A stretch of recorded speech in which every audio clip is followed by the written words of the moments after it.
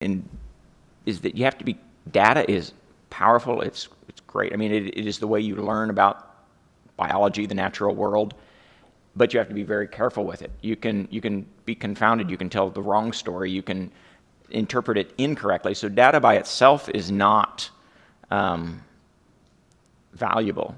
It is a resource that has tremendous value, but by itself it's not valuable unless it is analyzed very carefully. And in my experience, it's getting hard enough, meaning that computer systems are complex enough, biology is complex enough, that it takes a lot of work, and probably more than one person's expertise to evaluate data in a way that I start becoming comfortable with. So I have a double-edged love-hate relationship with data. I absolutely love it. I think it's the way you can see biology and explain biology and communicate it and or miscommunicate. And so it's a double-edged sword for me. Data is very valuable, but that doesn't mean that anyone can interpret it. It's complex, and it's trying to grab some of that complexity and organize it. We need to get out of our own heads. We're pretty close to it when you live it every day. I mean, as you were talking, Bob, I remember my grad students' days and the love-hate relationship with data. So I did some work with infrared thermography for a while. So using cameras and different sensors to pick up heat signals from different materials. We use that for evaluating pain in cattle, for looking at blood flow in hooves. Rodeo animals, use that to evaluate stress, and could we validate it that way?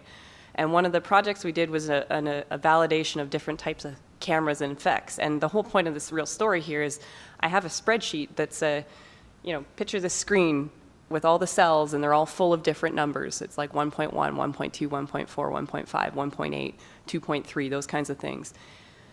It means nothing until I overlay it with the picture that it represents, the pixels that each one of those points represents, and it's a cow, and it shows the entire heat signal of that animal.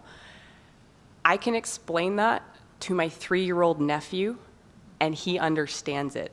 He gets it to the point that he's able to walk out there and talk about how it might fit with his teddy bear or something. And yes, that was an actual conversation we had.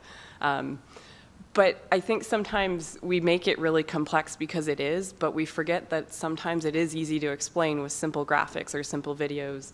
And sometimes it's that basic discussion and having that. I'm talking here a lot about communicating externally or communicating in the first step of finding that shared value or finding that alignment.